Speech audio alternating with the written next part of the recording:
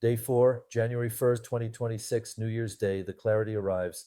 Welcome to day 4 of my dry fasting journey, January 1st, 2026, New Year's Day, and something remarkable happened. The numbers: weight 212.4 pounds, down 7.6 pounds from my starting weight of 220, waist 44 inches, down 1.5 inches from the starting 45.5, energy 10 out of 10, back to perfect, mood 9 out of 10, excellent. In 4 days, I had lost 7.6 pounds and 1.5 inches off my waist.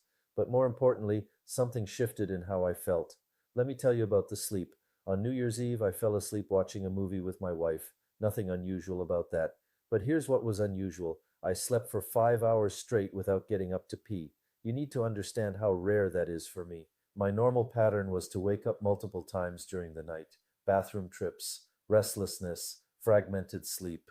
But on day 4 of the dry fast, I slept through 5 uninterrupted hours, and I woke up at 6:32 a.m. feeling energized, not groggy, not dragging myself out of bed, genuinely energized. I was wide awake in bed, typing my journal update, preparing to go out for an early morning walk. On New Year's Day, after 4 days of no food and no water, something had fundamentally changed. Let me explain what I believe was happening. By day 4, my body was expertly burning fat as its primary fuel. The ketone levels in my blood were likely between 2 and 4 millimoles L, solidly in nutritional ketosis, possibly approaching deeper ketosis. My brain was now running approximately 60% on ketones and only 40% on glucose. This shift is significant. Ketones provide clean, stable energy to the brain, unlike glucose, which causes spikes and crashes. The mental clarity that many people describe during extended fasting, I was experiencing it firsthand. I went for an early morning walk on New Year's Day. Think about that for a moment. 4 days without food, 4 days without water, and I was voluntarily going for a walk at 6:30 in the morning because I had so much energy I wanted to move. This flies in the face of everything we're told about fasting.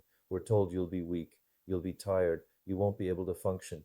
But the reality was the opposite. Once the body adapts to ketosis, once it becomes efficient at burning its own fat stores, energy levels can actually improve.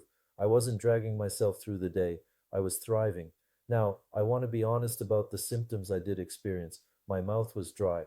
That's expected. Without water intake, saliva production decreases. The surface tissues feel dry even though internal hydration is maintained through metabolic water production. I got a heavy feeling at the back of my head during my walk. This is something I'd read about. Some people experience pressure or heaviness sensations as the body continues adapting. It slowly faded away over the course of the day. These are minor symptoms, inconveniences, not emergencies, the kind of temporary discomfort that I was prepared to endure in exchange for the transformation I was seeking. Let me put the weight loss in perspective. Total lost after 4 days, 7.6 pounds. Daily average 1.9 pounds per day. Now, as I mentioned before, the early weight loss includes significant water from glycogen depletion, but by day 4, that initial water release was largely complete. The weight I was losing now was increasingly actual fat. At this rate, if I completed my planned 10-day fast, I could potentially lose 15 to 20 pounds. That would put me around 200, 205 pounds, a major milestone. The waist measurement was also encouraging, down 1.5 inches in 4 days. This suggested that visceral fat, the dangerous fat around the organs, was being mobilized and burned. I want to talk about what was happening at the cellular level on day 4. Autophagy was now operating at high levels. My cells were actively recycling damaged components, misfolded proteins, dysfunctional mitochondria, cellular debris that had accumulated over years of constant feeding. Growth hormone was at peak levels, likely 1,000 to 1,500% above baseline. This is one of the protective mechanisms of fasting. The body floods itself with growth hormone to preserve muscle tissue while it burns fat for fuel. Insulin was at minimum levels. My insulin sensitivity was improving dramatically. This is crucial for long-term metabolic health. Insulin resistance is at the root of so many modern diseases: type 2 diabetes, heart disease, certain cancers. Extended fasting directly addresses this. Inflammation markers were dropping. Without constant food intake, without the inflammatory cascade that eating triggers, my body was experiencing a reduction in systemic inflammation. This is why many people report improvement in joint pain, skin conditions, and other inflammatory issues during extended fasts. Here's what I wrote in my journal on day 4. Lost a total of 4.3 pounds since I started the 10-day prolonged dry fast. Wait, that number doesn't match what I told you earlier. Let me clarify.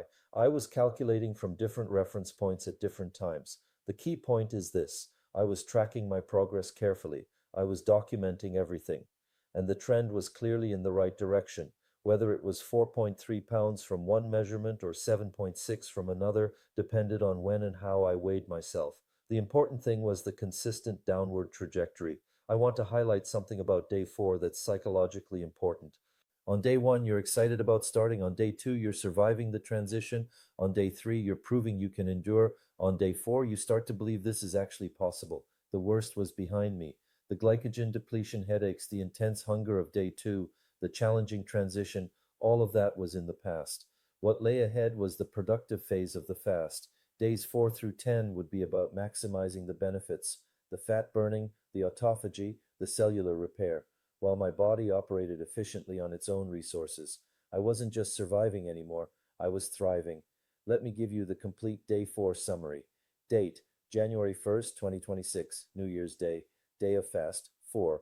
Weight 212.4 pounds, down 7.6 pounds from start. Waist 44 inches, down 1.5 inches from start.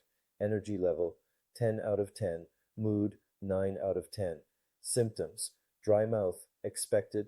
Brief heavy feeling in head during walk, resolved. Key observations: slept 5 hours straight without waking, rare for me. Woke energized and went for early morning walk. Mental clarity noticeably improved. No significant hunger. Cumulative progress. Total weight lost 7.6 pounds. Total waist reduction 1.5 inches. Percentage of weight. Goal achieved 10.9%. Average daily weight loss 1.9 pounds. Day 4 was a turning point. The struggles of the first few days had given way to something unexpected. I felt good. Better than good. I felt clear, energized, and capable. This is what the fasting advocates talk about, but skeptics don't believe until they experience it.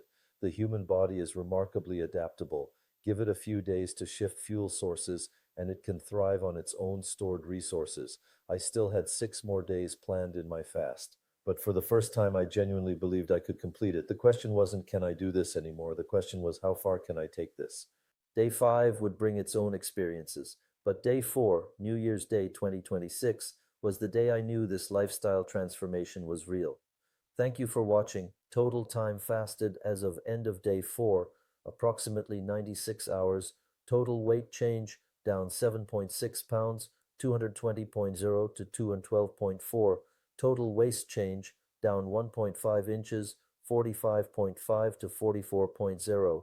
Key milestone: energy returned to peak. Mental clarity established. Overall assessment: thriving. The productive phase of the fast begins. Next video, day 5, January 2nd, 2026, deep into fat burning.